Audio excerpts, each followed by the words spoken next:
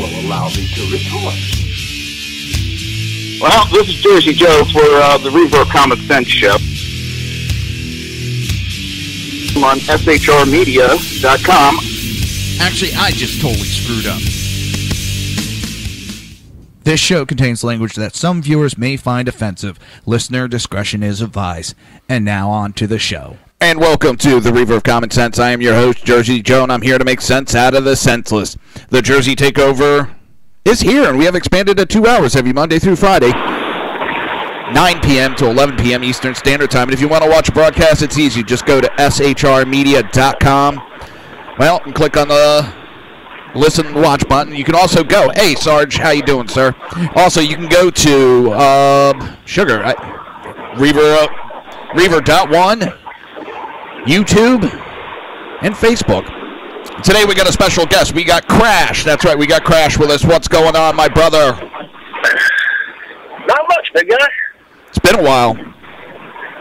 Yeah, no, it definitely has. Ever since, you got all big and popular and got this new prime time slot. You stopped calling. You forget about the little people. Oh, yeah, you just stopped calling. Well, you've called in one time. Or 2 times. Once or twice. I can't remember. I can't remember what I had for lunch today, let alone how many times you called in since we switched to the nighttime. I don't remember where the hell it is I'm supposed to be driving right now. Crazy? That's a short drive. Right now, with all the... I have no idea what you got planned for tonight. All I know is that I'm probably going to find it entertaining. With all the bullshit that's been going on in this country and outside the country and some of the... Well, New Jersey's going nuts. I've actually reported a couple times on New Jersey laws that are possibly going to go in place. You got, Patrick Murphy running on... they got 20 gun control laws set up. That if he's elected governor, that'll get enacted immediately. The gun tax he wants to push. I've reported on all that. I really wish I'd called in for that one. I really do, because I've got some comments on all that. Oh, I think I got a New Jersey brain fart. A New Jersey gun control. No, it's not a New Jersey gun control. It's just a regular. The American Bar Association. I forgot. It's American Bar Association. They want... Here it is. The American Bar Association is pushing state and local governments to adopt firearm confiscation laws similar to those in California.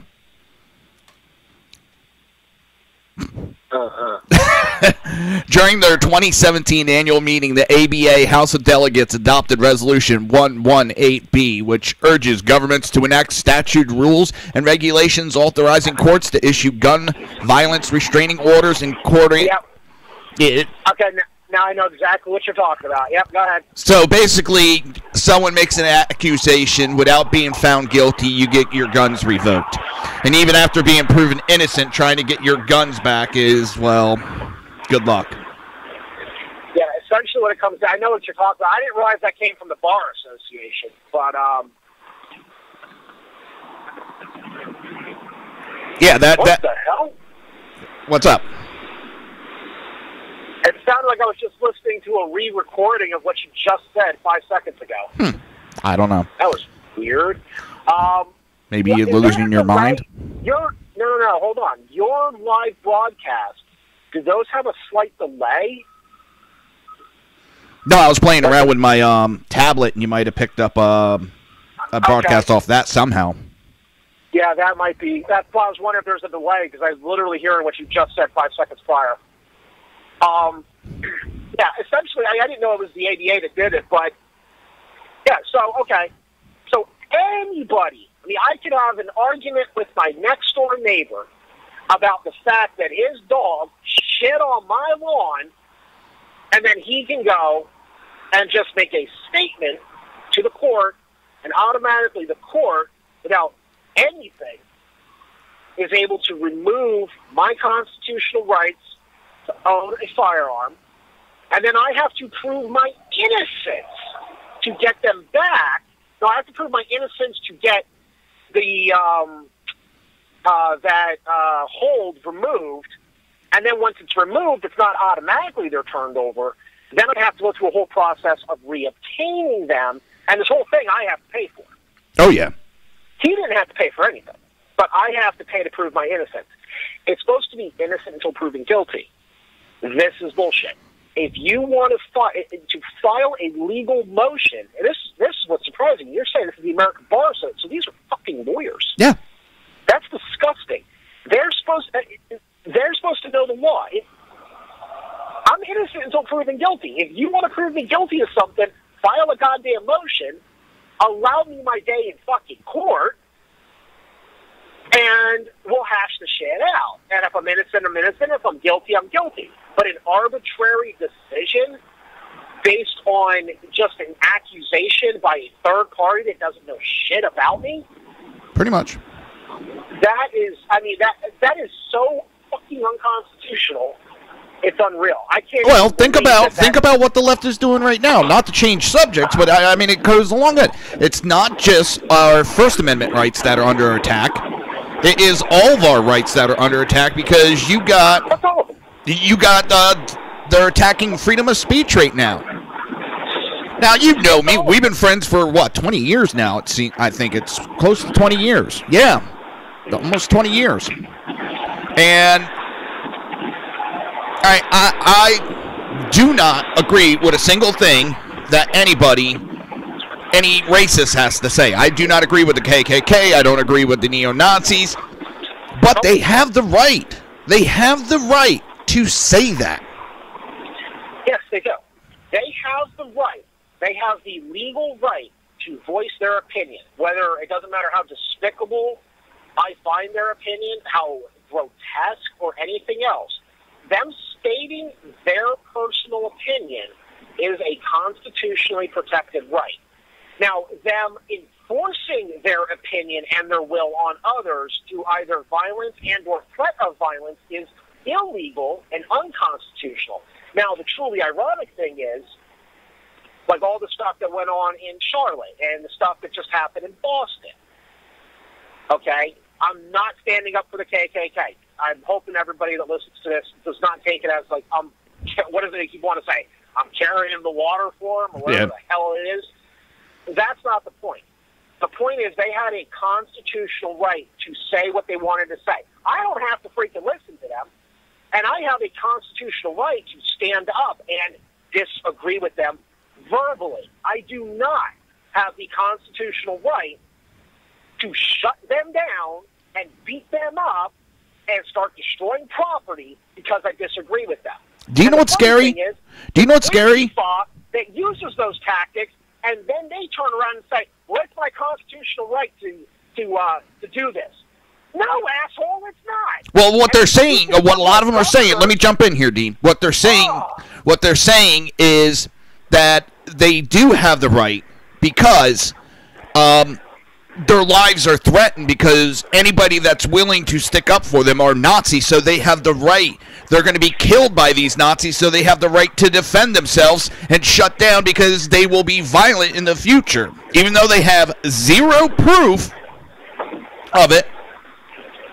Now, by that same statement, by that exact same methodology, okay, so then does that mean that I could show up as one of these as a third party, not Antifa, actually, it's not even a third party. It'd be like a fucking 16th party.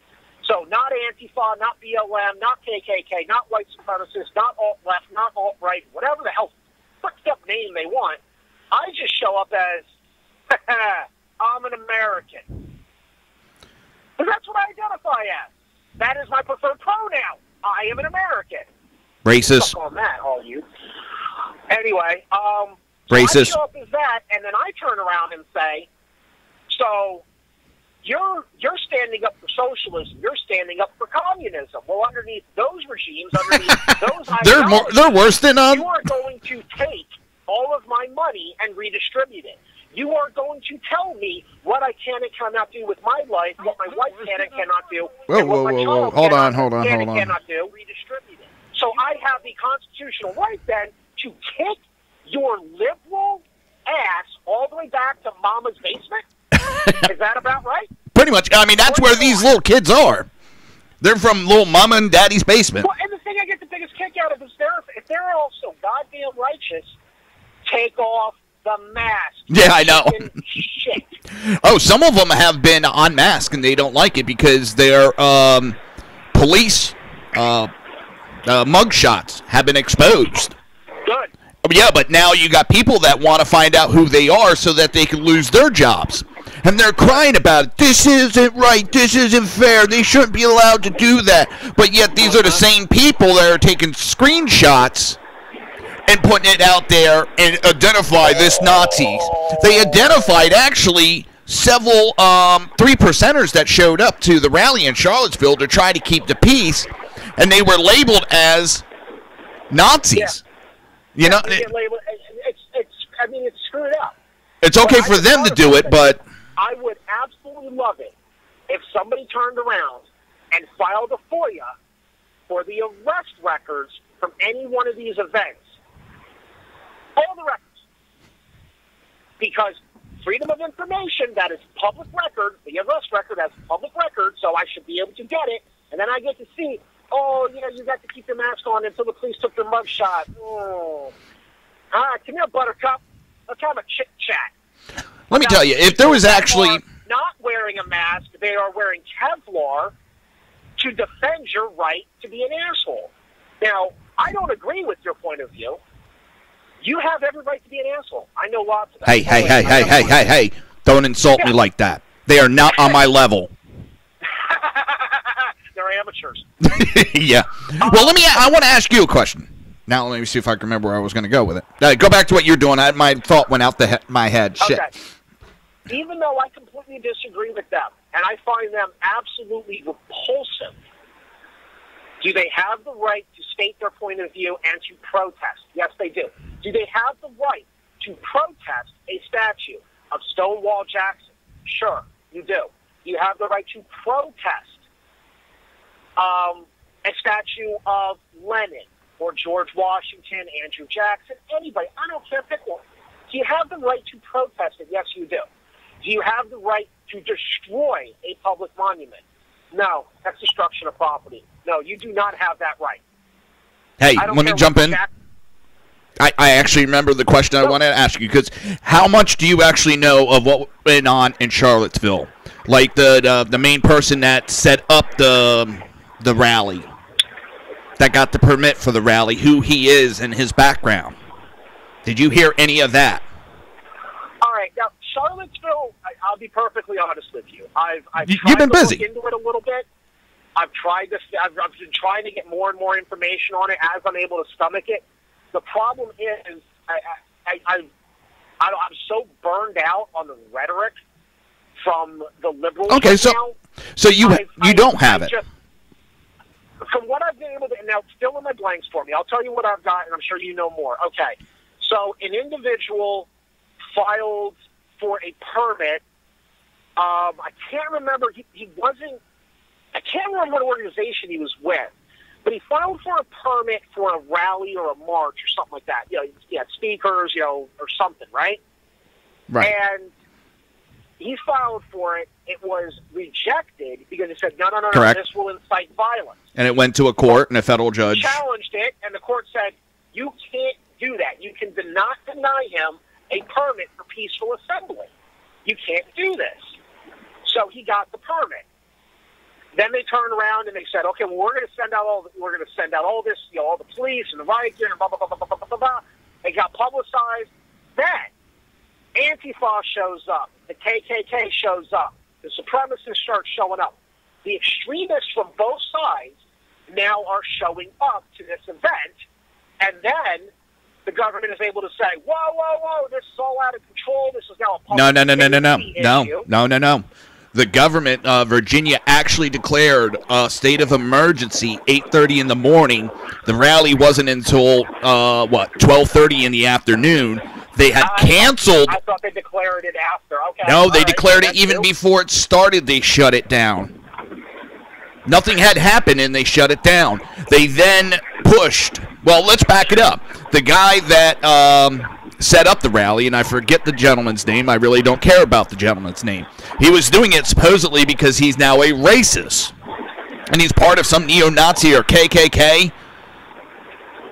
his history is he was an Obama supporter, voted for Obama, and was one of the Occupy Wall Street participants. Well, then you know what? Then the previous accusations would have been correct. If he was an Obama supporter, that would make him a member of the Democratic Party, and the Democrats were the founders of the KKK. Now, a lot of people are now questioning, is this a setup? Because there's other eyewitness reports that say they saw the buses come in. The simple and that's hang on one bus you had KKK and neo-Nazis getting off. The bus directly behind it is Antifa and Black Lives Matter, and they were interacting peacefully. And the fact that if this, so this thing was supposed to take place. Now, if this was, I never saw any of this on the national media. So it wasn't national media. News beforehand. Okay? Yet there was advertisements in newspapers for protesters to attend this thing on the other side of the country. The asshole who mowed down the people in his car and killed that one woman was from Ohio. Now there's questions about that. You've got all these people that traveled from across the country to attend an event that wasn't supposed to be much to do about nothing other than one guy's rhetoric, which, again, he has the legal right to do. The ones that had the permit. He went through the right process, and that's part of what... The other ones didn't have a permit. Now, hang on, stop. That car that ran, there's now video that someone was taking a baseball bat to the car with the driver in it right before he hit the accelerator to drive away. Yeah, now the only... Wait, before he ran into the crowd? Yes, before he ran into the crowd. Before, they're saying now there's video. After he ran into the crowd is when I saw in the video. That's the part of the video that I saw, and I see guys hitting the car with bats, smashing the rear window. That kind of makes sense. From what I'm seeing, it's beforehand. Now, I'm not sure exactly what the truth is going to come out to be, but that kind of makes sense, and it may not be what it seems. Now, here's one interesting thing. When this all initially happened last week, and I was looking up, and I did a thing. I was like, the Charlottesville, running over, the incident, whatever. All these videos pop up. And there was numerous angles and copies of essentially the exact same grouping of seconds, just like different people. And you see, this guy was behind this guy. Well, everybody's got social media. Everybody posts everything. Okay, fine. There was a couple of videos that were marked drone, which I found, that's really interesting. And security camera, not quite so interesting. But what I found interesting was in almost every single video, you had this vehicle, which was a black sports car. I think it was Charger. Run into all these protesters, correct? Yeah. Counter-protesters. There was one video where the vehicle was not black, it was red. But everything else looked damn near identical, but it was at a higher altitude and an off angle, like it was a stationary camera that was just surveilling the area. Oh, Challenger. Like a surveillance shot, but it was a red vehicle, not a black vehicle.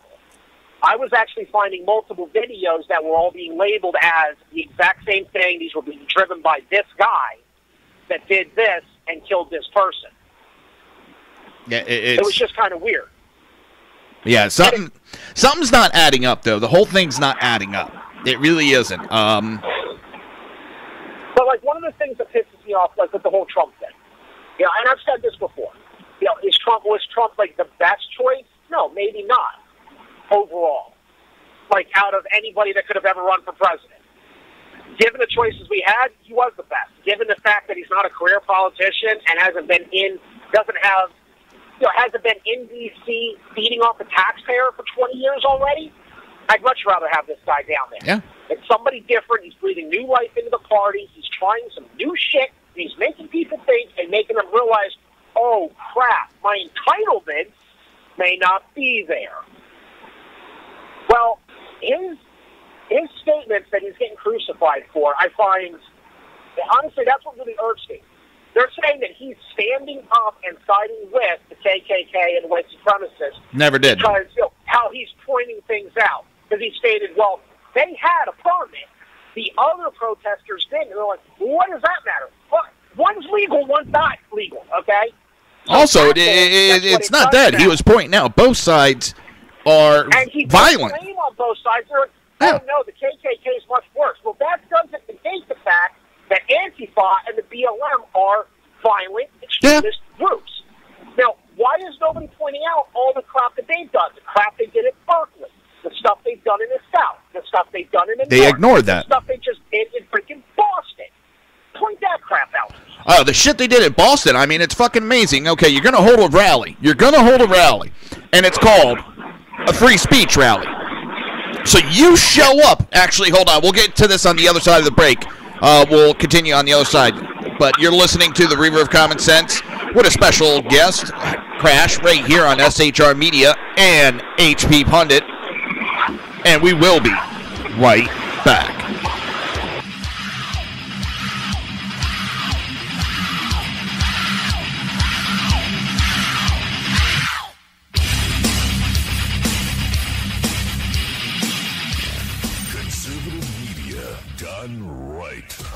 You're listening to the SHR Media Network.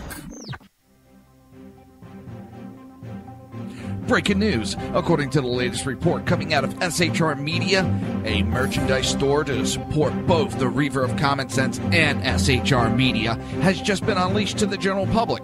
Be forewarned that this site can be contagious and numerous items can be purchased to support the best news programming.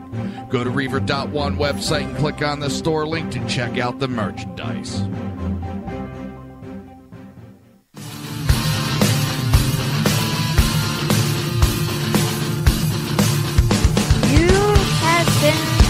Listening to Reaver of Common Sense, hosted by my dad, Jersey Joe.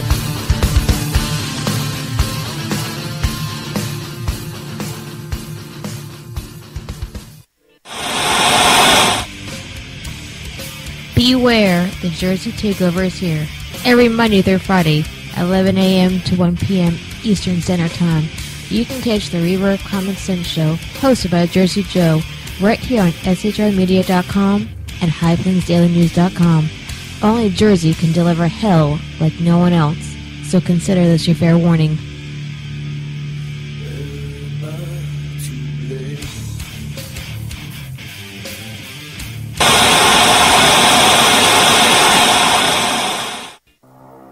In a world controlled by corrupt politicians. You got a business. You didn't build that. A team of ordinary men emerge from the ashes to give voice to the voiceless and hope to the hopeless.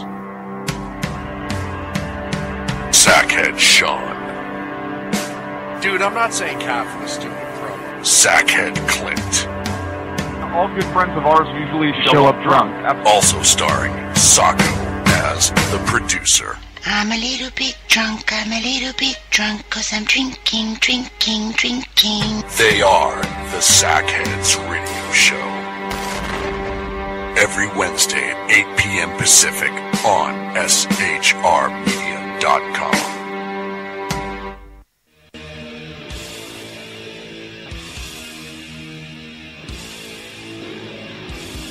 Every Wednesday night, 8 p.m. to 9 p.m. Eastern Standard Time, you can catch the Southside Mutt Show with its hosts, the Jersey Boys, Jersey Joe and Crash, right here on SHR Media and High Plains Pundit Radio, where we will be digging up the dirt.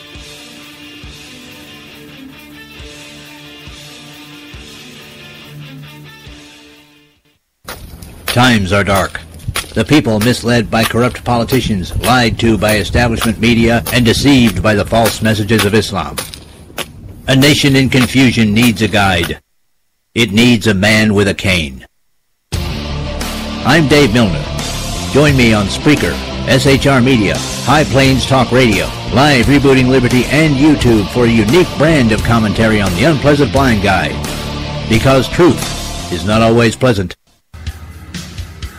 If you miss a show, don't worry. You can catch the replays two ways, rebootingliberty.com or the reverbcommonsense.com. While you're there on Reverb Common Sense, don't forget, drop in your email and keep up to date with everything going on, or click the like button on the Facebook widget. Now on to the Reaver of Common Sense.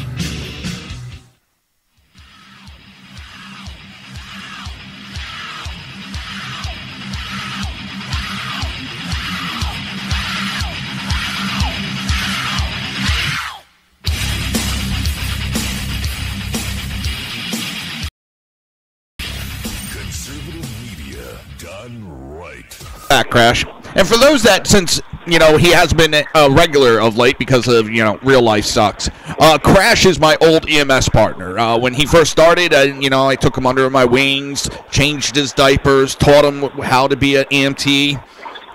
I'm sorry, who had to get recertified after I was already running the truck? Yeah, I let you run that truck. Who had more bars on their uniform? Who was that? I can't remember who that was again. And who offered it to me? And I said, nah, I'm okay. I don't need bars on my uniform to show how good I am.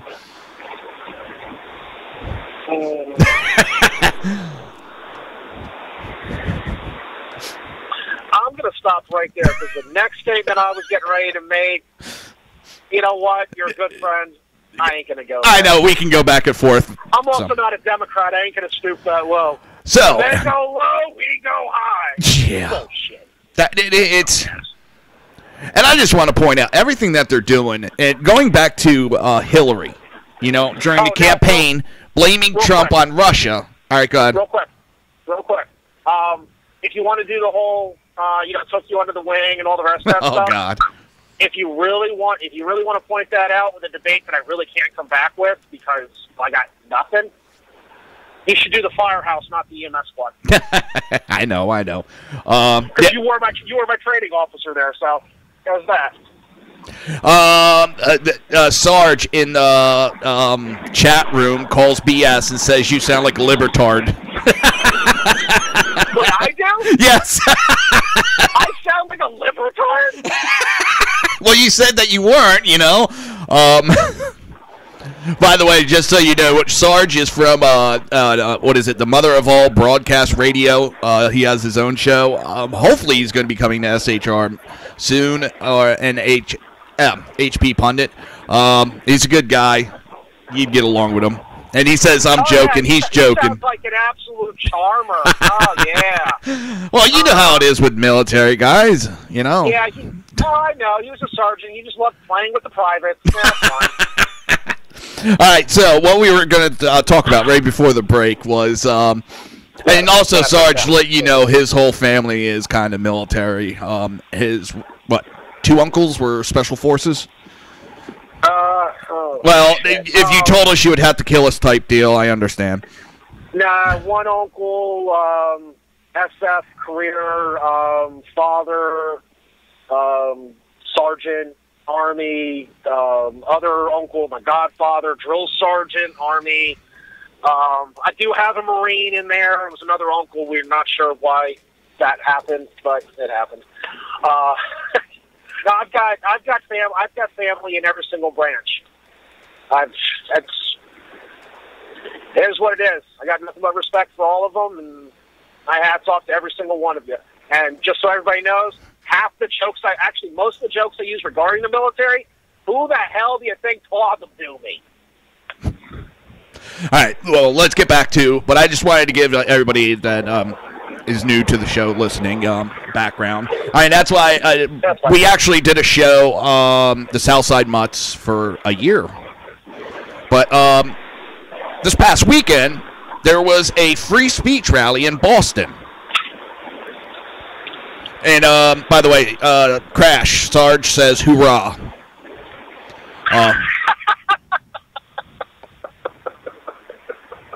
But I don't understand. You have a rally, it's called the Free Speech Rally.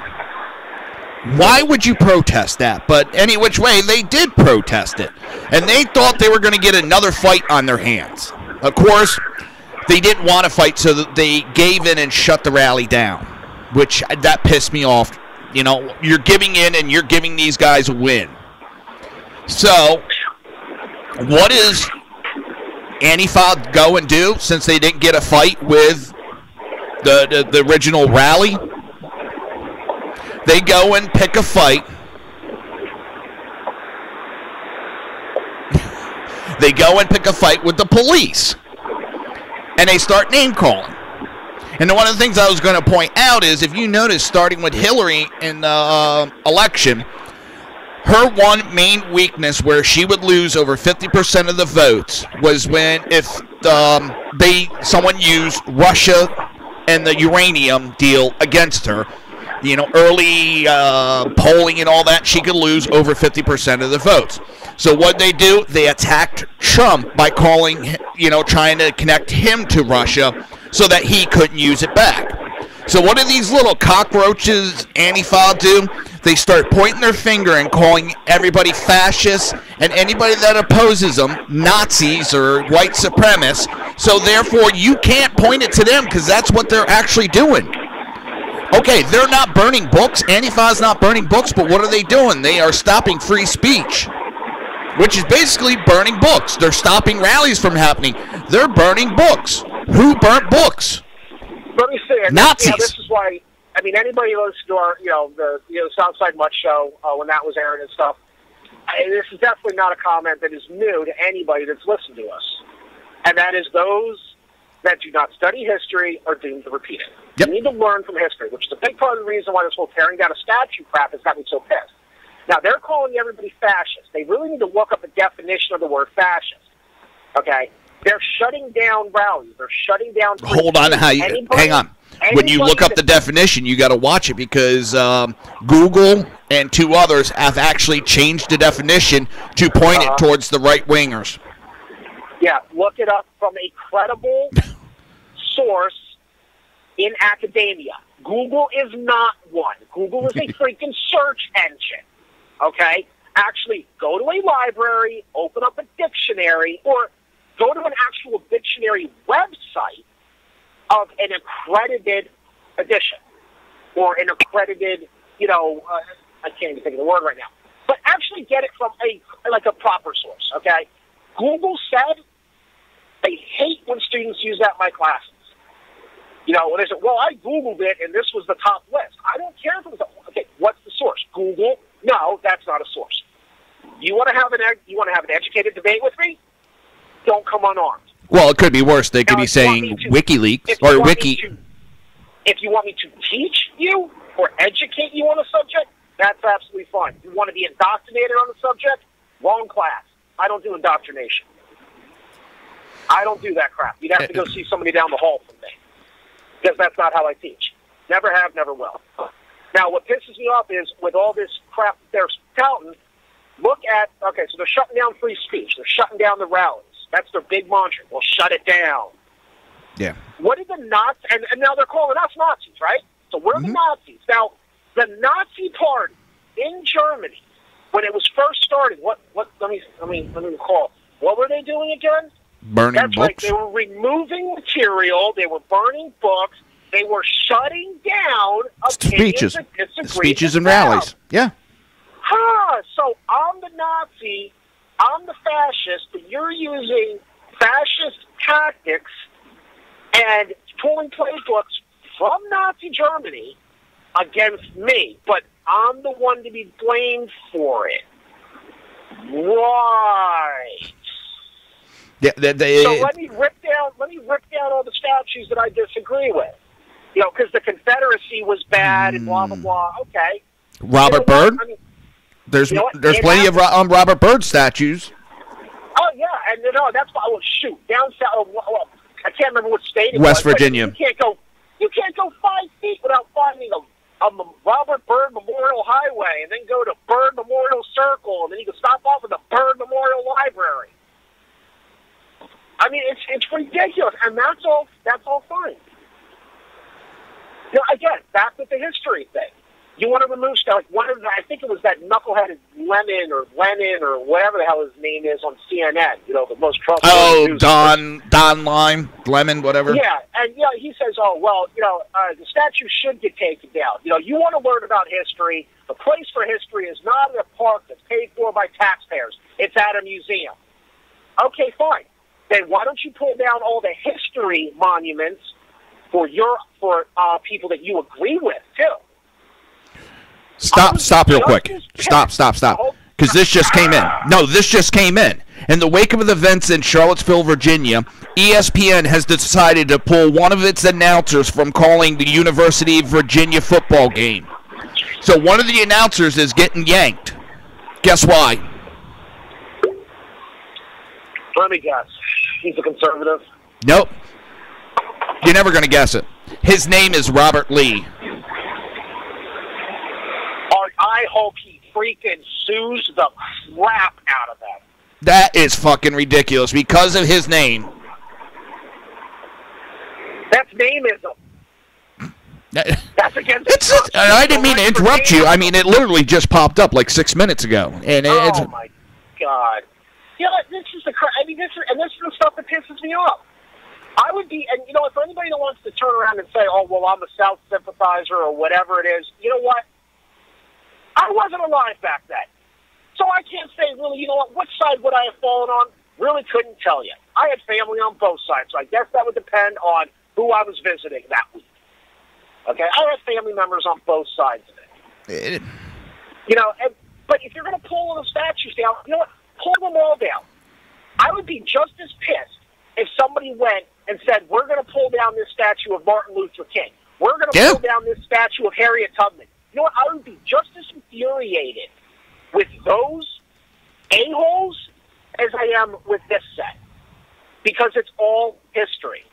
And sticking with the history thing, you really want to go back to, this whole thing, like this reparations crap? That's really been getting under my skin. That reminds me. I owe you something because of something my ancestors did to you?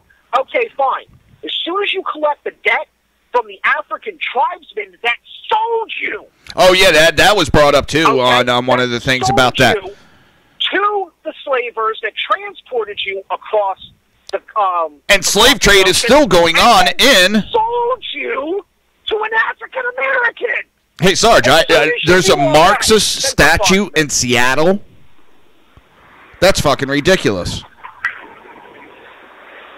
Sorry about that. That was just like that reparations. Oh, now the Black Lives Matter, they have like several demands, and one of them is we have to give them our houses. If we own a house, we have to give it to them. You know what? I've got one. You know what? Honestly, I've got one statement, one mantra that essentially, ever since all this, I'm going to grab all your freedom stuff away has started with. And ironically, most of this did start with like the First and Second Amendment, and now they're just going after everything. I've got the same response to every single one of them. Come and take it. Exactly. Let me know how that works out for you.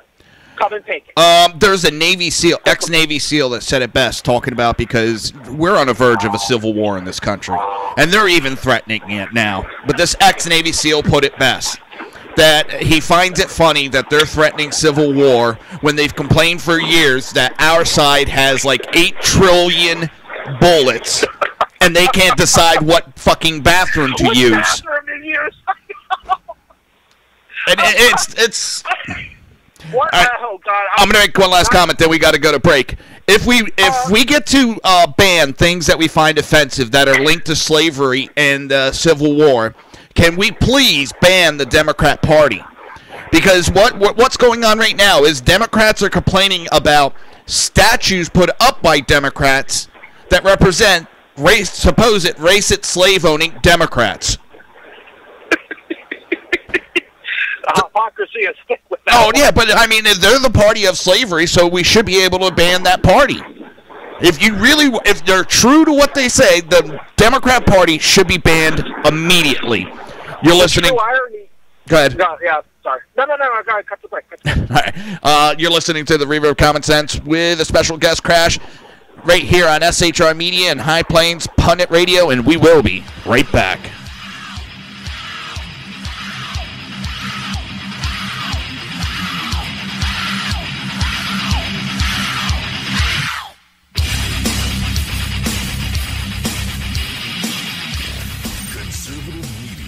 done right.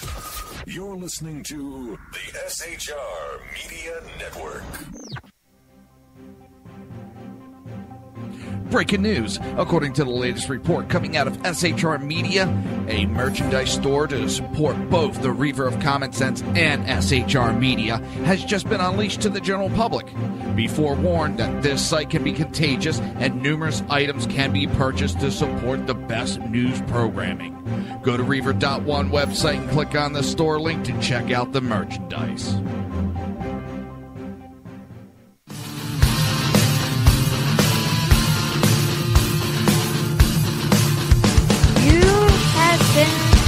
Listening to Reaver of Common Sense, hosted by my dad, Jersey Joe.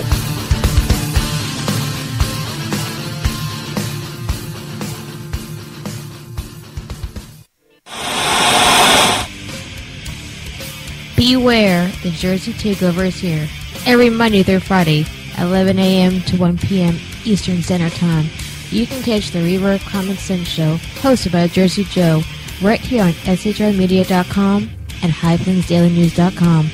Only Jersey can deliver hell like no one else, so consider this your fair warning.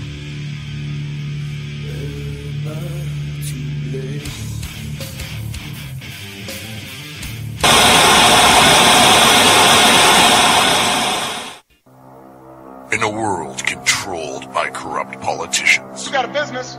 That you didn't build that.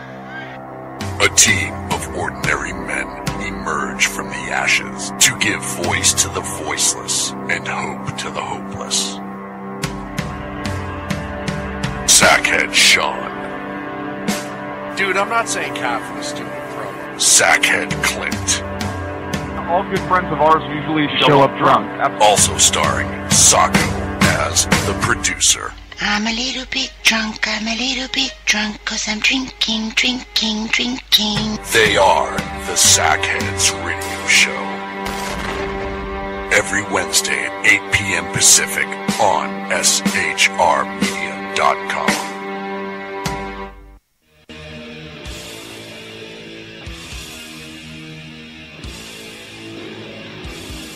Every Wednesday night, 8 p.m. to 9 p.m. Eastern Standard Time, you can catch the Southside Mutt Show with its hosts, the Jersey Boys, Jersey Joe and Crash, right here on SHR Media and High Plains Pundit Radio, where we will be digging up the dirt.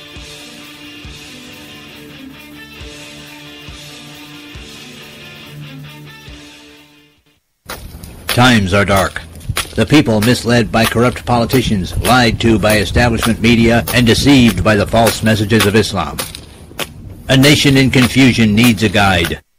It needs a man with a cane. I'm Dave Milner. Join me on Spreaker, SHR Media, High Plains Talk Radio, Live Rebooting Liberty, and YouTube for a unique brand of commentary on the unpleasant blind guide. Because truth is not always pleasant. If you miss a show, don't worry. You can catch the replays two ways, rebootingliberty.com or the reverbcommonsense.com. While you're there on Reaver of Common Sense, don't forget, drop in your email and keep up to date with everything going on, or click the like button on the Facebook widget. Now on to the Reaver of Common Sense.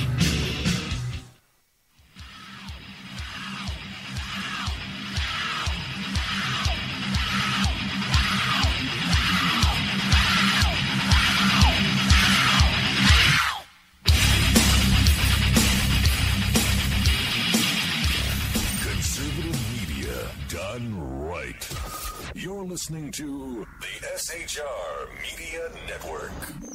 This show contains language that some viewers may find offensive. Listener discretion is advised. And now on to the show.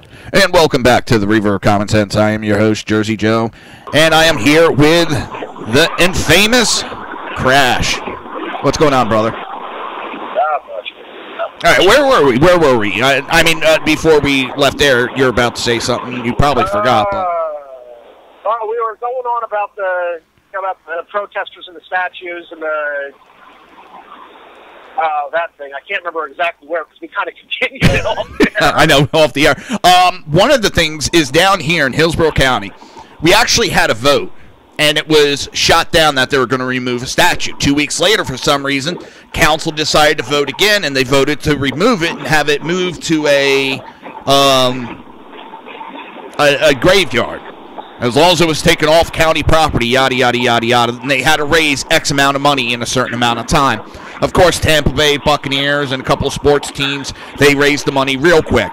Well, it's got put on hold because there is a group that has filed several lawsuits against moving it.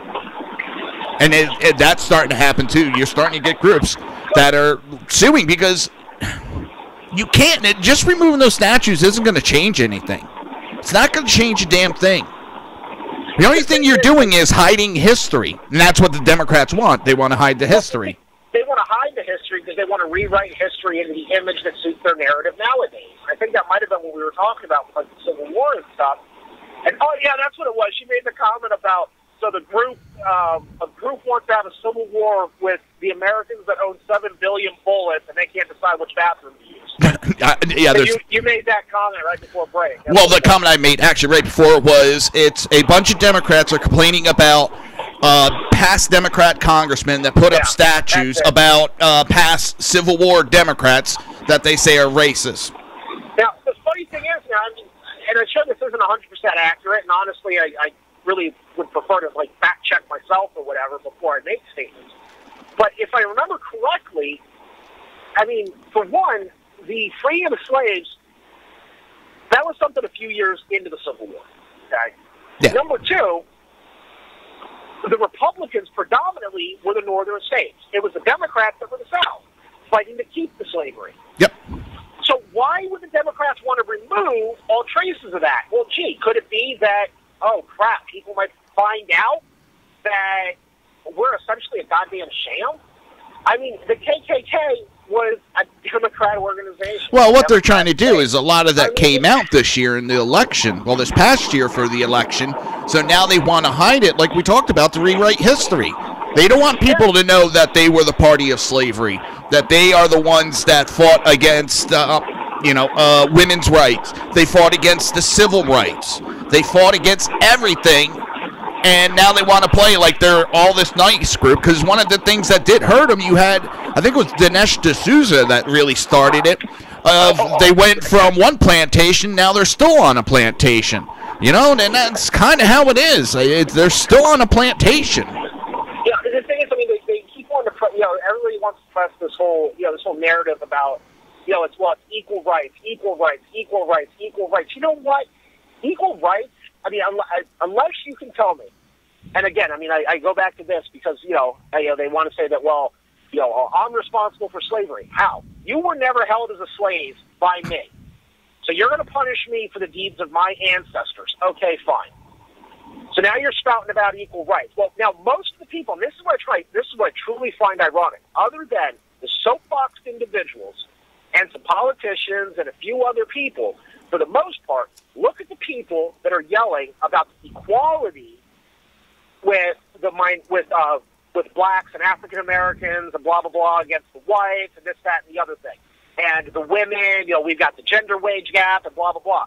Look at the age of all these people. None of them predate. Got a hair on their when ass. Civil rights happened. The people that actually are still alive today, that knew when they were alive when those changes occurred, I don't see any of them up on the news media. I don't see any of them at the rallies hooting, hollering, yelling, and screaming, saying, we need our equality, we need our equal rights, we didn't get it. None of them are yelling and screaming. Well, gee, could it be because it already happened? You're not going after equality at this point. You're going after additional legs up. Okay? If you want equality, then you don't get an extra merit point on a civil service exam because you can fulfill a minority box. Yeah, that's not equality. That pisses me off because what they're talking about is not equality. It's racism against another group about their color of their skin, and that's all they're doing anymore. Because now we're being attacked that we have to pay reparations because the color of our skin.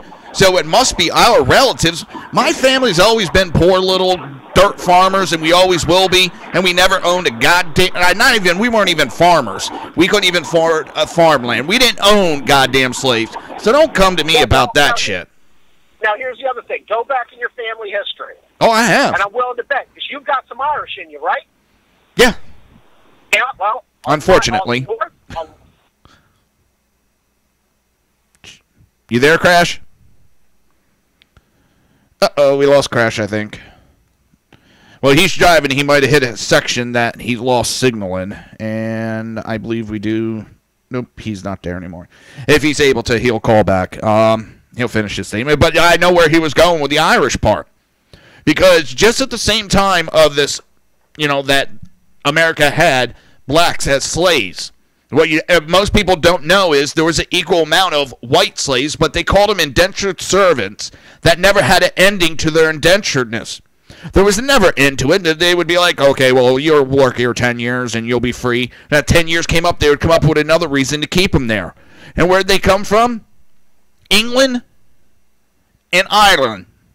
Both places, young, poor, that were sleeping out on the street were taken and put into slavery. Every culture throughout history, one way or another, has been put into slavery. Whites were put into slavery in Africa for years. Hell, Africa still has slavery to this day, and that's what pissed me off. Africa still has a slave trade. And we're not talking the women's slave trade. I mean, that's a whole different discussion right there. But I'm talking a regular slave trade. And what's the most that they're putting into slaves? Blacks over there. But we don't hear that argument. Who is the only country in the history of this fucking world that has gone to war with itself, fought a bloody goddamn war to end slavery? That's the United States. Is the only country, I should say, that stood up to end slavery. That's when it started really falling apart everywhere else. There were some areas that started to ban it, but that pretty much sealed its fate. So when they sit there and they try to tell you that everything wrong with this country, we went to war. White people went to war to free black people. White people went to war to free other whites. Blacks went to war to free blacks. Blacks went to war to free whites. It's a false narrative being pushed on a bunch of people that have no common sense, and most of these idiots are being busted and paid. They are paid agitators working for a group that isn't even in the United States. For those that don't know, Antifa is a organization that was started in Germany back in the, I think, 1930s it was. It is not a peaceful organization either. It just... So many people speak a lot of crap about shit that they don't know about. And all they do is they regurgitate stuff, and then they'll come to me and tell me I don't know shit and I'm just regurgitating. No, I actually look into my facts. I do studying. I didn't do good in high school, but I paid attention in my adult years. Absolute. Oh, pisses me off. Ben Carson's actually speaking. So... I don't know. It's just holy shit with what's going on. This country's going... Ooh, that's what I did.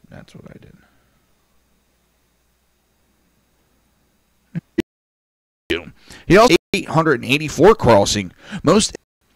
Now, however, the Prime Minister is concerned about the growing number of mostly Haitian...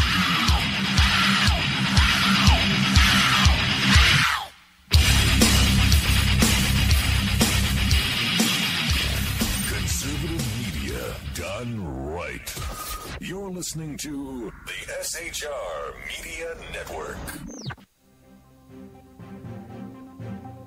Breaking news. According to the latest report coming out of SHR Media, a merchandise store to support both the Reaver of Common Sense and SHR Media has just been unleashed to the general public. Be forewarned that this site can be contagious and numerous items can be purchased to support the best news programming. Go to Reaver.one website and click on the store link to check out the merchandise.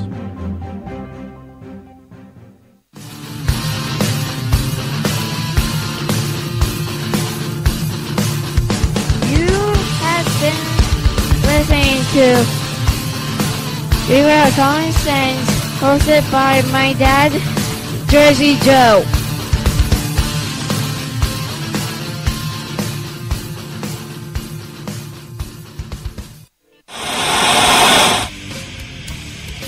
Beware, the Jersey Takeover is here.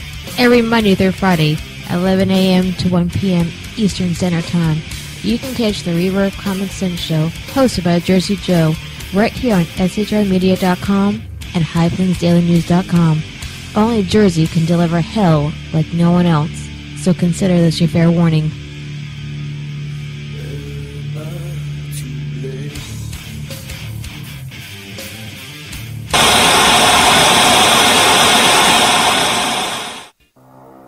In a world controlled by corrupt politicians, You got a business. That you didn't build that. a team of ordinary men emerge from the ashes to give voice to the voiceless and hope to the hopeless. Sackhead Sean, Dude, I'm not saying calf was stupid, bro. Sackhead Clint, All good friends of ours usually show up drunk. also starring Sacco as the producer. I'm a little bit drunk, I'm a little bit drunk, 'cause I'm drinking, drinking, drinking. They are the Sackheads Radio Show. Every Wednesday at 8 p.m. Pacific on shrmedia.com.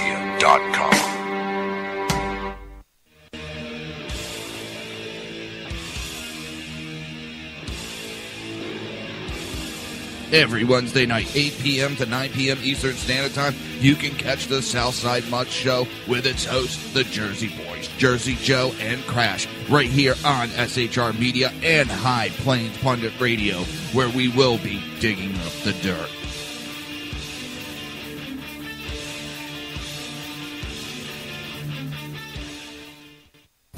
Times are dark. The people misled by corrupt politicians, lied to by establishment media, and deceived by the false messages of Islam. A nation in confusion needs a guide. It needs a man with a cane. I'm Dave Milner. Join me on Spreaker, SHR Media, High Plains Talk Radio, Live Rebooting Liberty, and YouTube for a unique brand of commentary on the unpleasant blind guide. Because truth is not always pleasant. If you miss a show, don't worry. You can catch the replays two ways, rebootingliberty.com or the reverbcommonsense.com. While you're there on Reverb Common Sense, don't forget, drop in your email and keep up to date with everything going on, or click the like button on the Facebook widget. Now on to the Reverb of Common Sense.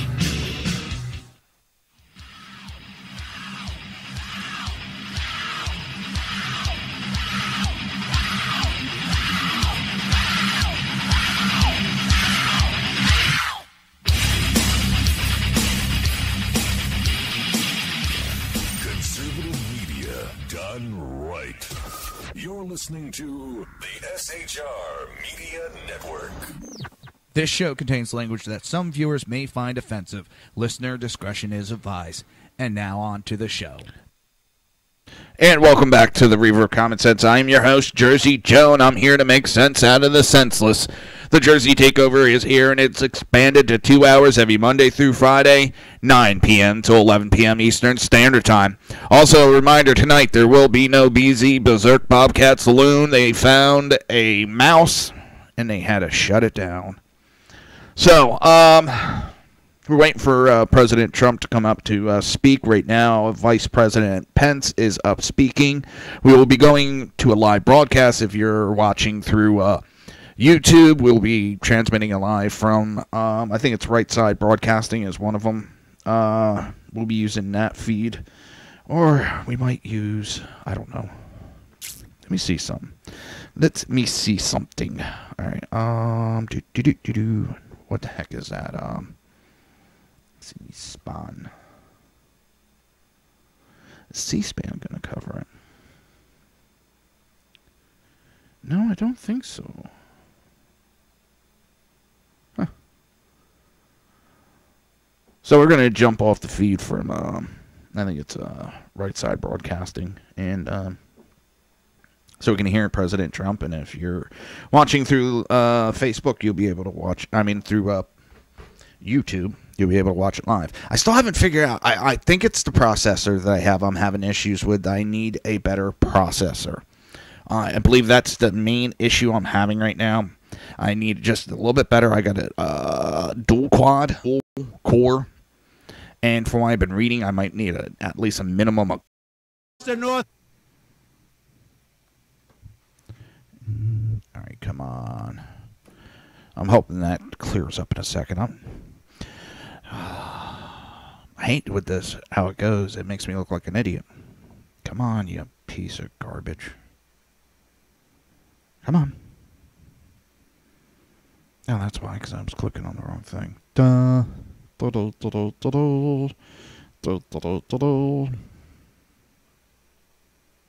All right, here we go. Victory, the forgotten men and women. Remember, we used to talk about the forgotten men and women before the election.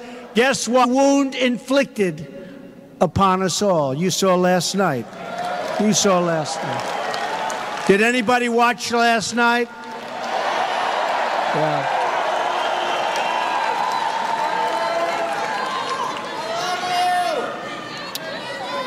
When one part of America hurts, we all hurt. And when one American suffers an injustice, all of America suffers together. We're all together. It's time for us to follow the example of our brave American soldiers, and I was with a lot of them last night, Fort Myers. No matter where they come from, no matter what faith they practice, they form a single, unbreakable team. That's what we are. We're a team. As a nation, we're a team. They're all united by their devotion to our country and to their mission. It's time for all of us to remember that we are all in the same team. We are all Americans, and we all believe right now in America first.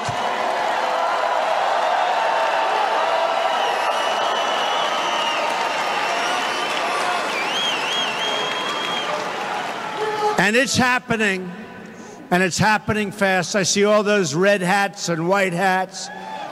It's all happening very fast. It's called Make America Great Again. You see what's going on.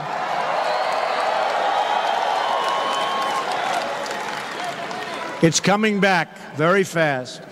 We want every child to succeed, every community to prosper, and every struggling American to have a chance for a better life. What happened in Charlottesville strikes at the core of America. And tonight, this entire arena stands united in forceful condemnation of the thugs who perpetrate hatred and violence.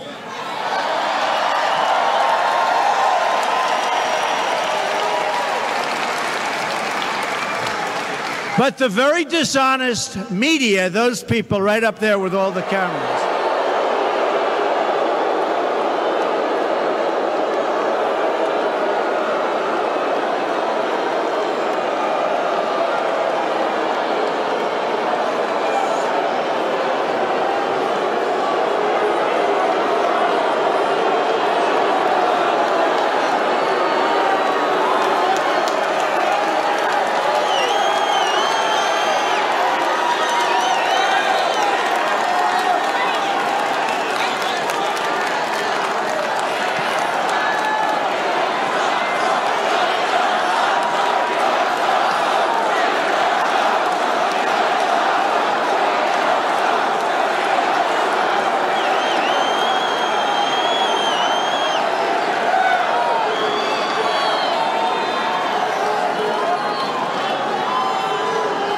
so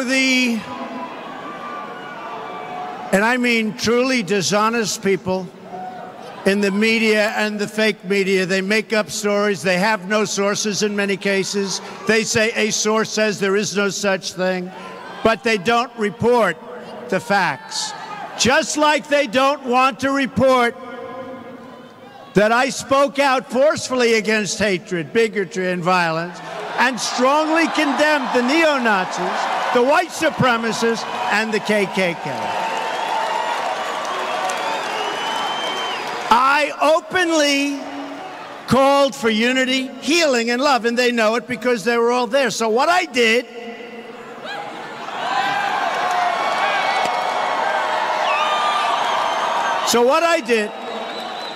is I thought I'd take just a second, and I'm really doing this more than anything else, because you know where my heart is, okay?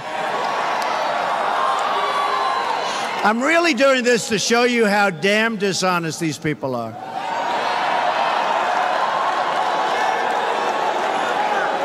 So here is my first statement when I heard about Charlottesville. And I have a home in Charlottesville. A lot of people don't know. Here's the first. Can't believe they haven't figured that one out yet. Now they know.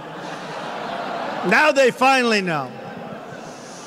But I don't want to bore you with this, but it shows you how dishonest they are. And most of you know this anyway. So here's what I said, really fast. Here's what I said on Saturday. We're closely following the terrible events unfolding in Charlottesville, Virginia. This is me speaking. We condemn in the strongest possible terms this egregious display of hatred, bigotry, and violence. That's me speaking on Saturday, right after the event. So I'm condemning the strongest possible terms, egregious display, hatred, bigotry, and violence. Okay, I think you can't do much better, right? Okay, but they didn't want to put this on. They had it on initially, but then when they talked, he didn't say it fast enough. He didn't do it on time. Why did it take a day? He must be a racist. It took a day.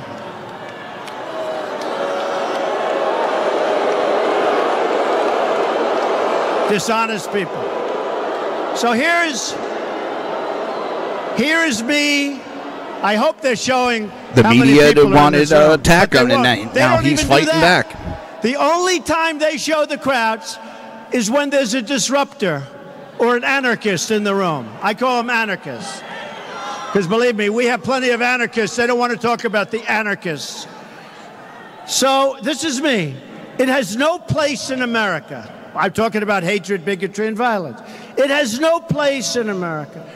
What is vital now is a swift restoration of law and order and the protection of innocent lives. No citizen should ever fear for their safety, security in our society, and no child should ever be afraid to go outside and play or be with their parents and have a good time. This is me speaking.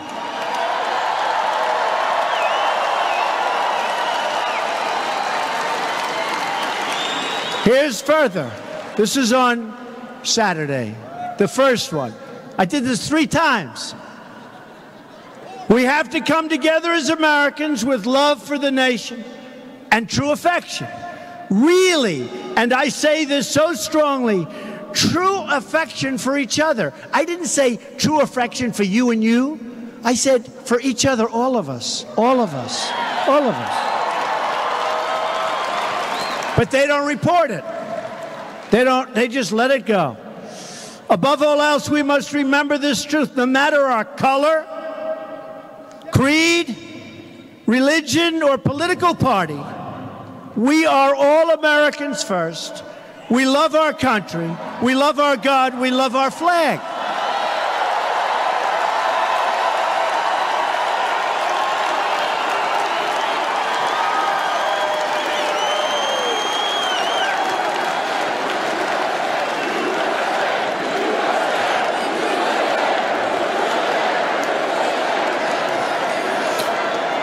Then I went on. This is my first statement. And they said, remember, they said, well, he wasn't specific enough. Why wasn't he more specific? So in my second statement, I got really specific. And they said, why didn't he do it faster? I'm telling you, folks, look. I know these people probably better than anybody. And a lot of people have a problem with it because, look, what happens with them, if they're doing a story about me, I know if it's honest or false. If you're reading a story about somebody, you don't know. You assume it's honest because it's like the failing New York Times, which is like so bad. It's so bad. Or the Washington Post, which I call a lobbying tool for Amazon. Okay, that's a lobbying tool for Amazon. Or CNN, which is so bad and so pathetic, and their ratings are going down.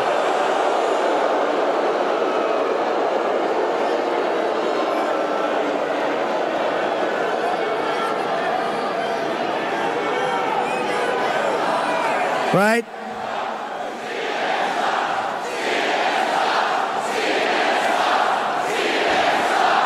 They should know that the crowd is going to let them have it. They're not going to sit back. Trump supporters are his supporters, and they're going to live really and die by him. But ABC this morning, I don't watch it much, but I'm watching in the morning, and they have little George Stephanopoulos talking to Nikki Haley, right? Little George. Little George. And he talks about the speech I made last night, which, believe it or not, got great reviews, right? They had a hard time.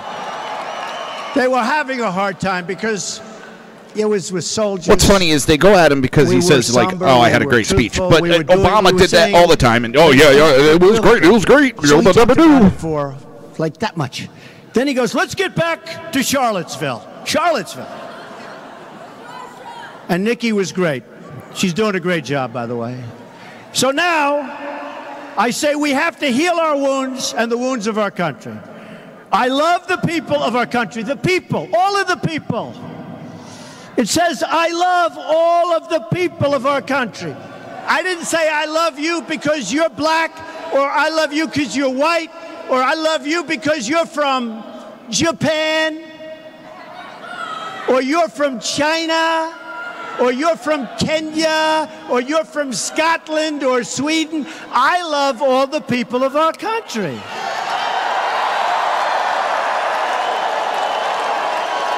You didn't hear Obama saying that. You never heard Hillary saying that.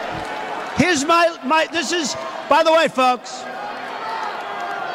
this is my exact words. I love all the people of our country.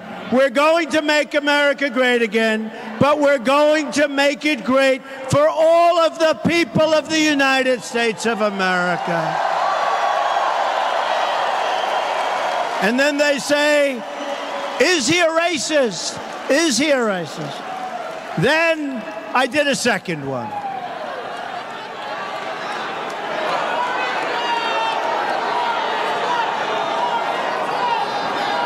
So then I did a second one. Don't bother, it's only a single voice and not a very powerful voice.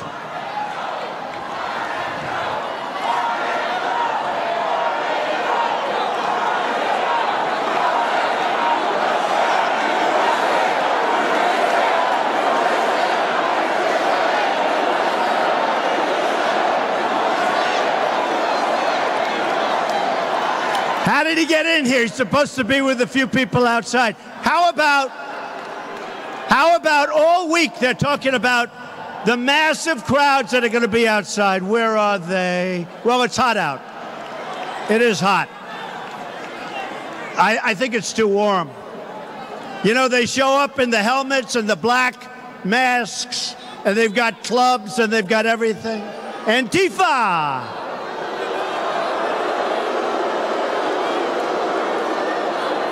So on August the 14th, so that was it. And I said, all people, I love all people, everything, right? Now I figure I'm going to do it again. I'll be even more specific. So I said, based on the events that took place over the last weekend in Charlottesville, I'd like to provide the nation with an update, because that was right after the event, the first one, right? An update on ongoing federal response to the horrific attack and violence that was witnessed by everybody. To anyone who acted criminally in this weekend's racist violence, you will be held fully accountable.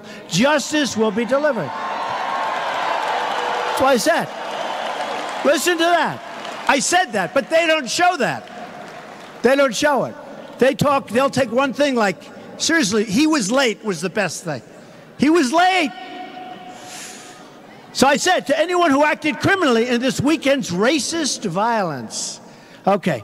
Then I go, we must love each other, show affection for each other, and unite together in condemnation of hatred, bigotry, and violence. We must rediscover the bonds of love and loyalty that bring us together as Americans, right?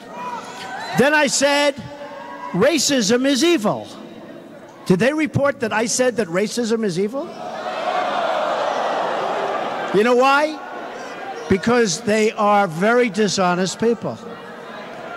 So I said, racism is evil. Now, they only choose, like a half a sentence here or there, and then they just go on this long rampage, or they put on these real lightweights all around the table that nobody ever heard of, and they all say what a bad guy I am. But, I mean, do you ever see anything, and then you wonder why CNN is doing relatively poorly in the ratings? Because they're putting like 7 people, all negative on Trump, and they fired Jeffrey Lord. Poor Jeffrey. Jeffrey Lord. I guess he was getting a little bit fed up, and he was probably fighting back a little too hard. They said, we better get out of here. We get him out. And those who cause violence in its name are criminals and thugs, including the KKK, neo-Nazis, white supremacists, and other hate groups that are repugnant to everything we hold true as Americans. Now, let me ask you, can it be any better than that, in all fairness? And I mentioned that, but to the best of my knowledge, when there was a big problem, Barack Obama never said it took place because of radical Islamic terrorists. He never said that, right? He doesn't have to say it. You know why? Because they have a double standard. Because the media is totally dishonest, and they have a double standard. You've never heard them say that. And in fact, if you use the term, you get criticized. But with me, they wanted me to say it. I said it.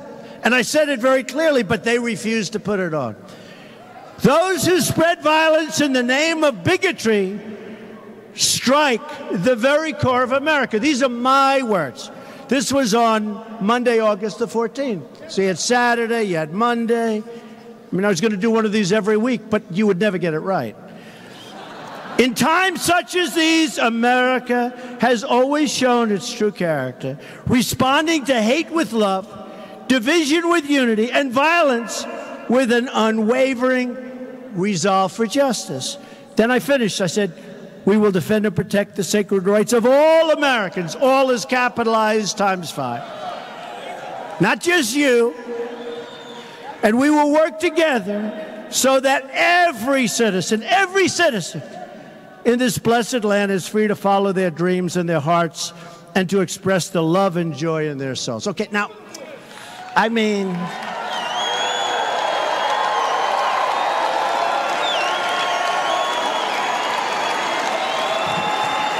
so they were having a hard time with that one because I said everything. I hit them with neo-Nazi. I hit them with everything. I got the white supremacists, the neo-Nazi, I got them all in there. Let's see. But yeah, KKK, we have KKK. I got them all. So they're having a hard time. So what did they say, right? It should have been sooner. He's a racist. It should have been sooner. Okay. So it should have been. So then, the last one, on Tuesday, I did another one. We condemn in the strongest possible terms this egregious display of hatred, bigotry, and violence. It has no place in America.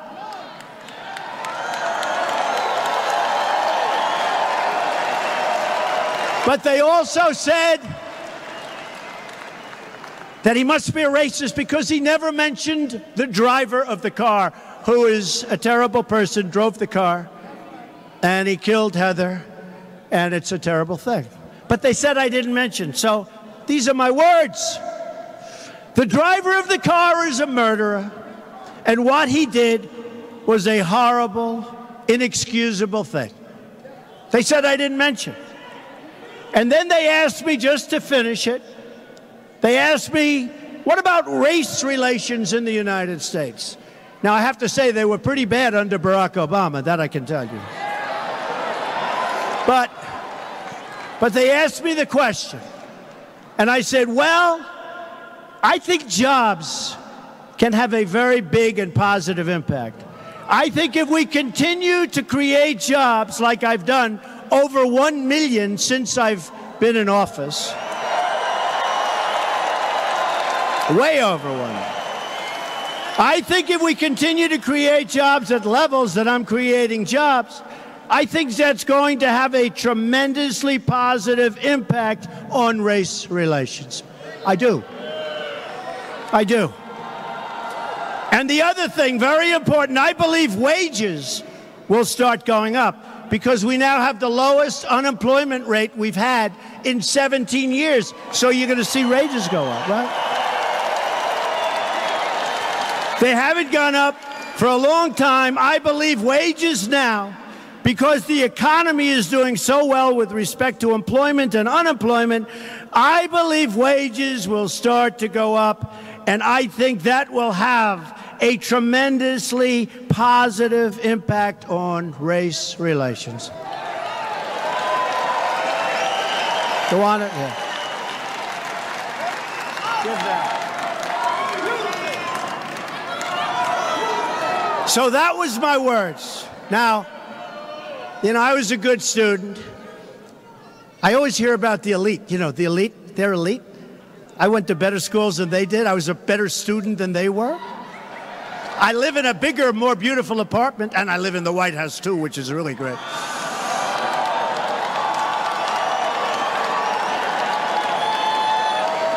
I think, you know what? I think we're the elites. They're not the elites.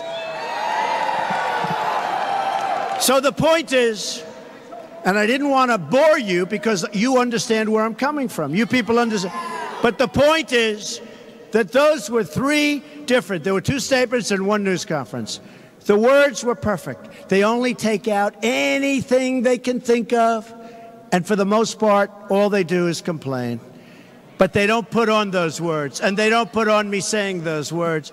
The media can attack me. But where I draw the line is when they attack you, which is what they do. When they attack the decency of our supporters.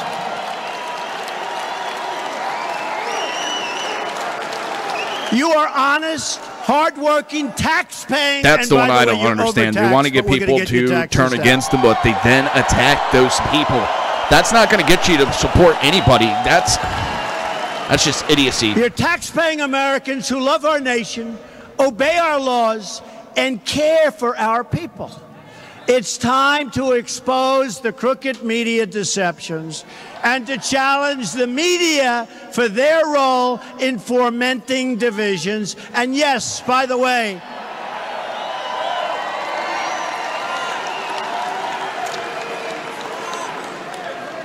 they are trying to take away our history and our heritage. You see that. And that's what they're doing. Me and Crash talked about it earlier. And we're all pros. We're all we have a certain sense. We're smart people. These are truly dishonest people. And not all of them. Not all of them. You have some very good reporters. You have some very fair journalists. But for the most part, honestly, these are really, really dishonest people. They're not even reporters, some of them. And I really think they don't like our country. I really believe that. And I don't believe they're going to change, and that's why I do this. If they would change, I would never say it. The only people giving a We're going to break off of this. We're going to hit one last commercial, and then we'll wrap it up for the show. Been listening to Trump speaking at a rally in Arizona. I think this is something he needed. Get his side out there. I think this is going to help him. I don't follow the polls when it comes to approval ratings. This right here shows his popularity is still there. So with that, we're going to head to break. And you've been listening to the Reaver of Common Sense right here on SHR Media and High Plains Pundit Radio. And we will be right back.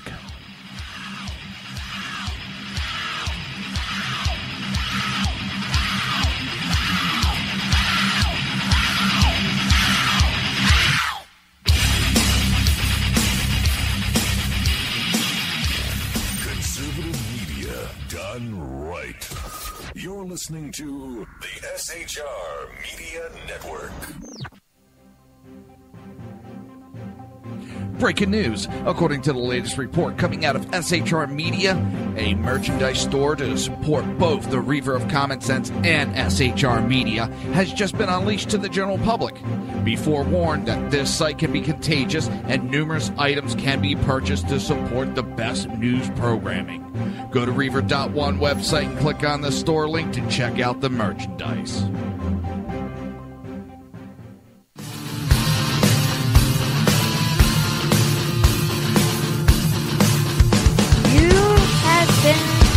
Listening to Reaver of Common Sense, hosted by my dad, Jersey Joe.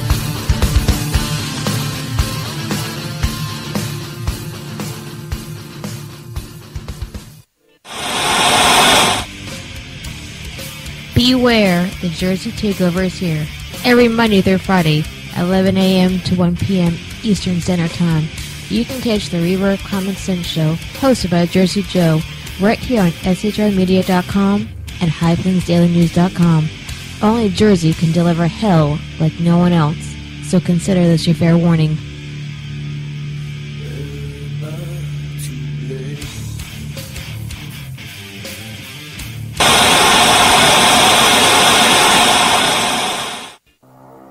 In a world controlled by corrupt politicians, You got a business. That you didn't build that.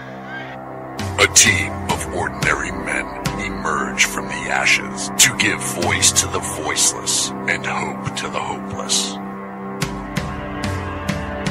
Sackhead Sean, Dude, I'm not saying calf for the stupid pro. Sackhead Clint, All good friends of ours usually show up drunk. also starring Sacco as the producer. I'm a little bit drunk, 'cause I'm drinking.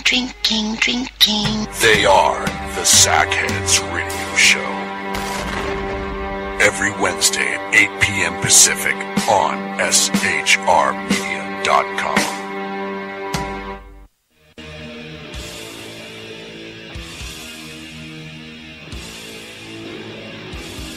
Every Wednesday night, 8 p.m. to 9 p.m. Eastern Standard Time, you can catch the Southside Mutt Show with its hosts, the Jersey Boys, Jersey Joe and Crash, right here on SHR Media and High Plains Pundit Radio, where we will be digging up the dirt.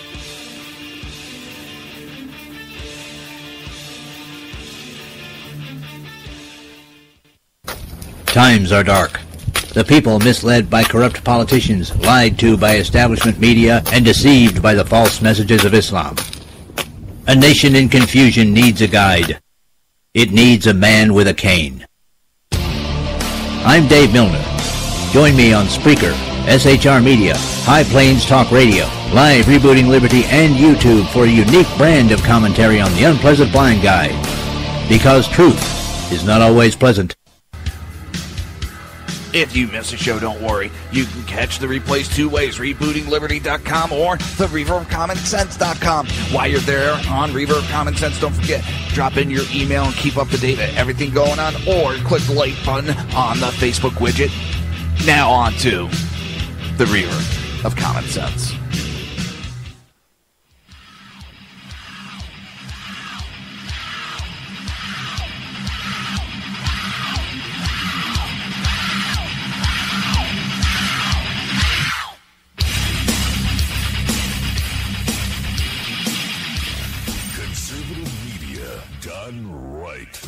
You're listening to the SHR Media Network.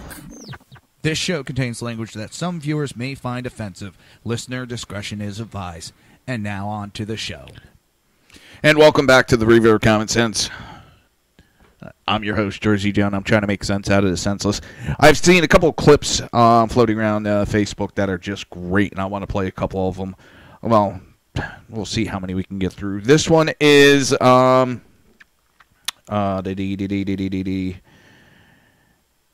Larry Elder crushing a liberal on racism. This is just it.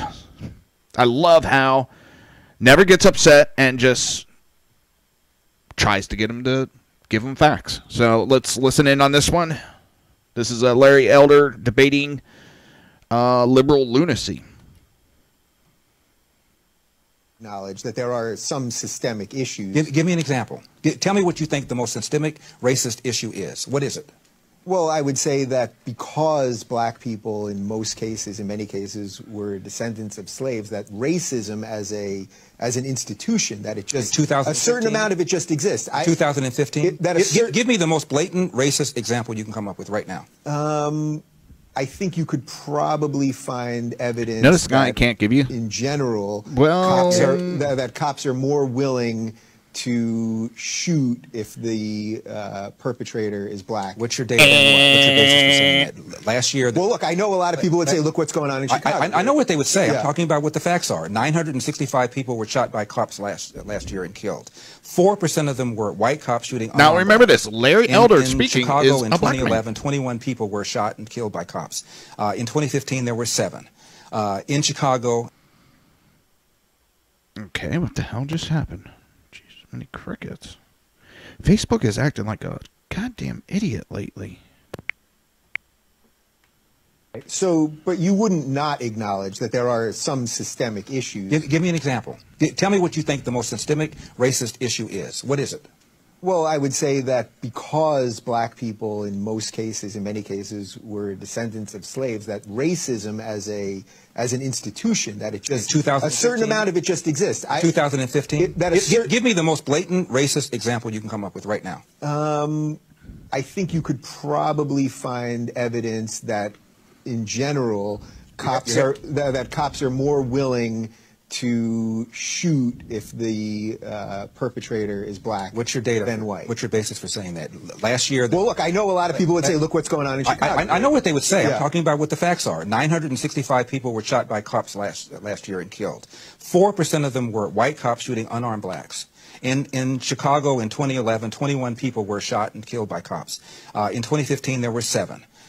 In Chicago, which is a third black, a third white, and a third Hispanic, 70% of the homicides are black on black. About 40 per month, almost 500 per year last year in Chicago, and 75% of them are unsolved. Where is the Black Lives Matter on that? The idea that a racist white cop shooting unarmed black people is a peril to black people is BS. It's complete and total BS.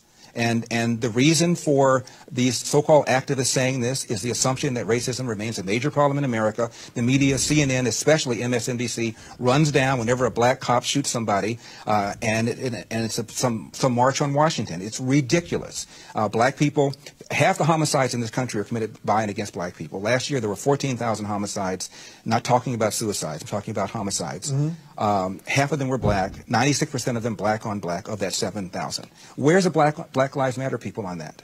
So there's where you would say that this is purely because of social justice. This is purely because they want ultimately for people to be angry enough to just keep voting Democrat. That's right. And where's the evidence of the lack of social justice? When a black suspect is killed by a cop, believe me, the media is on it. People are watching it, and justice will, for the most part, occur.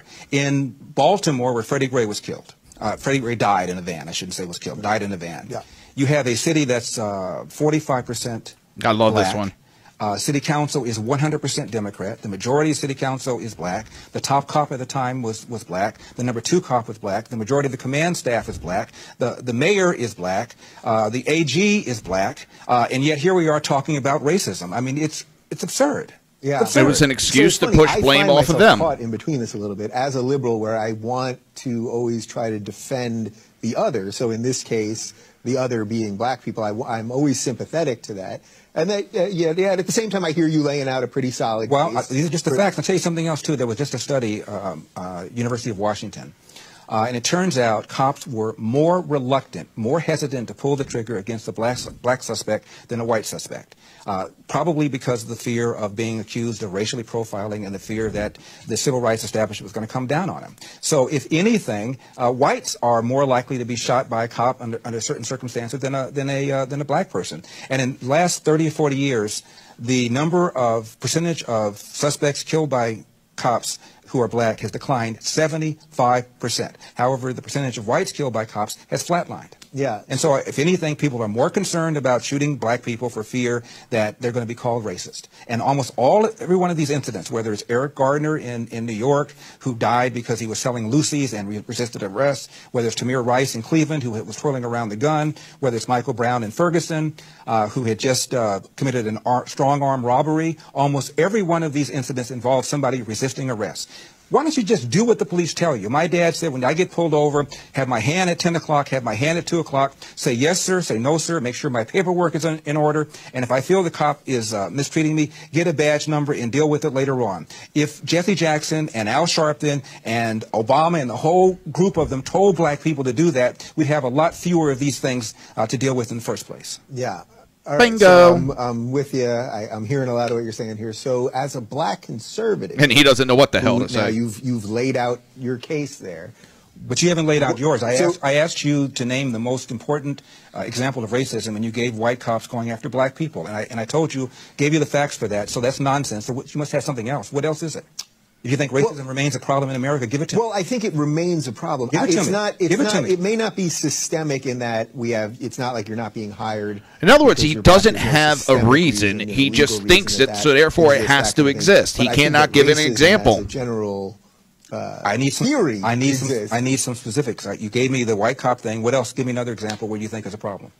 Well, as a black conservative, tell me how do you get people to come around? You're the one who made the assertion that you think racism remains a major problem in America. Change the subject. I asked you to give me an example. You gave me white cops going after blacks. As far as I'm concerned, you didn't hold it up very well. What's the other argument you have? What's the other thing? Well, I don't know that it's systemic in the sort of macro sense. I'm not mad. I just want to know what it is you're talking about. That's exactly what. Believe me, that's 100% why I wanted to have you. Blacks are not getting into school. BS. We have affirmative action. So a black person with an SAT and a GPA of X will get into a school faster and easier than a white person with an SAT or a GPA of X. And if going to school is a route to the middle class, you can make an argument that blacks have an easier route to the middle class. If you're talking about blacks about poverty, the poorer you are, the more accessible loans and grants are for you. The problem, the biggest burden that black people have, in my opinion, again, is the percentage of blacks, 75% of them, that are raised without fathers. And that has every other social negative consequence connected to it. Crime, not being able to compete economically in the country, being more likely to be arrested, that's the number one problem facing the black community. And when I hear people tell me about systemic racism or unconscious racism, I always say, give me an example, and almost nobody can do it. So the family stuff. So I'll follow your logic there on the family stuff. What can actually be done about that then? I mean, because that's a big reverse the welfare state. In 1890, 1900, you look at census reports. A black kid, believe it or not, was slightly more likely to be born to a nuclear intact family than a white kid. Even during slavery, a black kid was more likely to be born under a roof with his biological mother and biological father than today. What's happened is we launched this so-called war on poverty in the 60s, where literally Lyndon Johnson sent people knocking on doors. And I lived in the 60s, and people knocked on doors apprising women of their availability to welfare, provided there was no man in the house.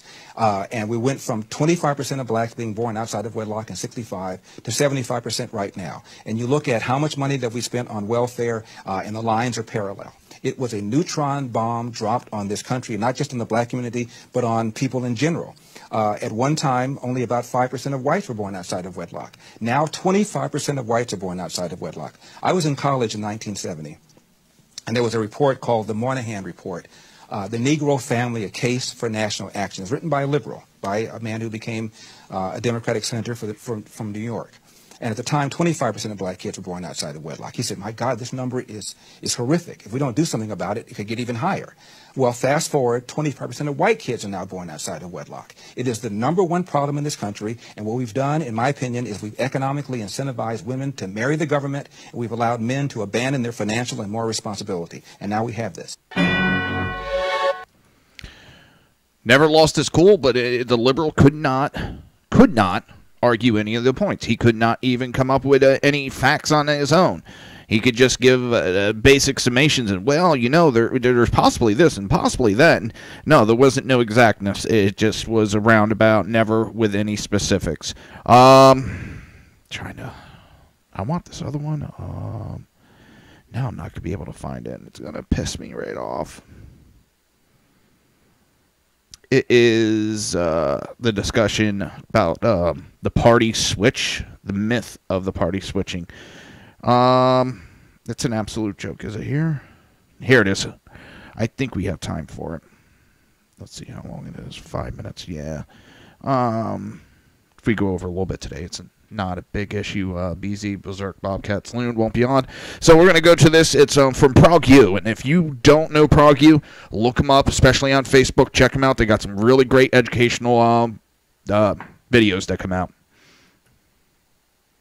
Once upon a time, every student of history, and that meant pretty much everyone with a high school education, knew this. The Democratic Party was the party of slavery and Jim Crow, and the Republican Party was the party of emancipation and racial integration. Democrats were the Confederacy, and Republicans were the Union. Jim Crow Democrats were dominant in the South, and socially tolerant Republicans were dominant in the North. But then, in the 1960s and 70s, everything supposedly flipped. Suddenly, the Republicans became the racists, and the Democrats became the champions of civil rights. Fabricated by left-leaning academic elites and journalists, the story went like this.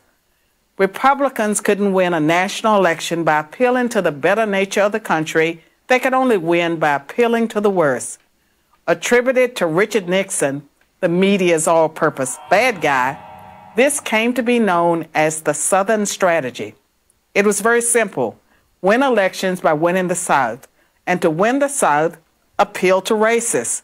So the Republicans, the party of Lincoln, were to now be labeled the party of rednecks.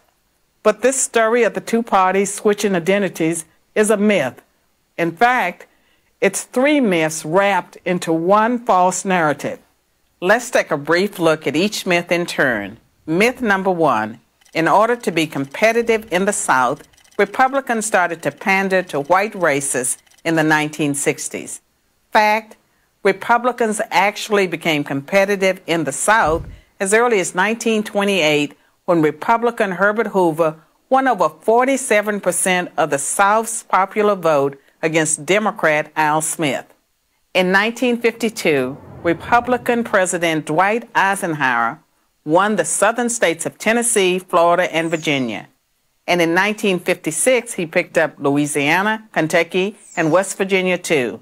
And that was after he supported the Supreme Court decision in Brown versus Board of Education that desegregated public schools, and after he sent the 101st Airborne to Little Rock Central High School to enforce integration. Myth number two, Southern Democrats angry with the Civil Rights Act of 1964 switched parties. Fact, of the 21 Democratic senators who opposed the Civil Rights Act, just one became a Republican.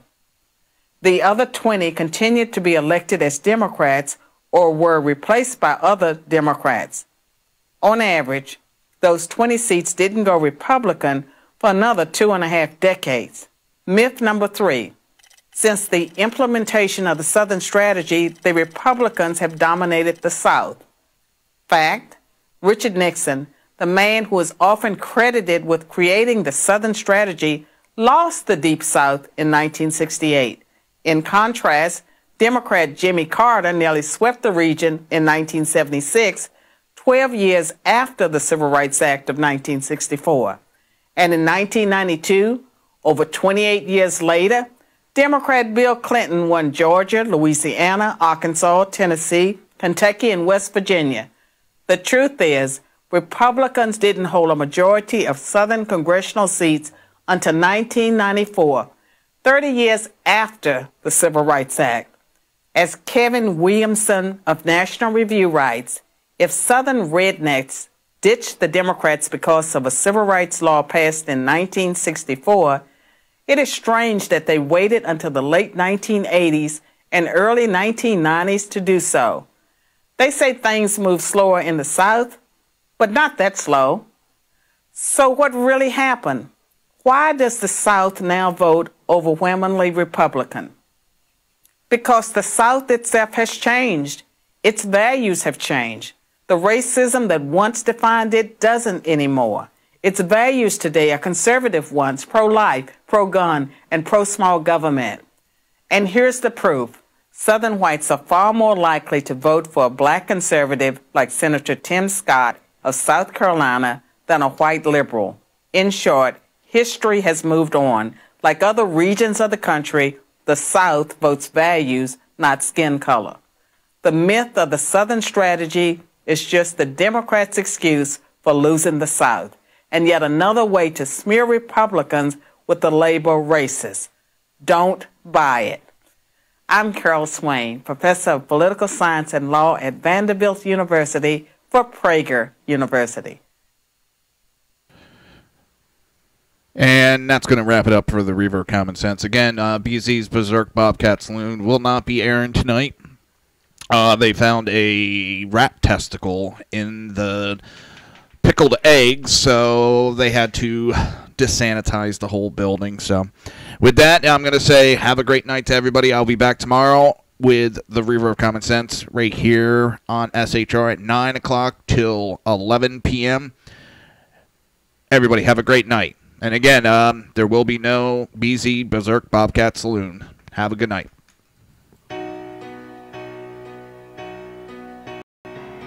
You've been listening to the Reaver of Common Sense with its host, Jersey Joe. You can tune in every day, Monday through Friday, 11 a.m. to 1 p.m. Eastern Standard Time, right here on hppundit.com and shrmedia.com.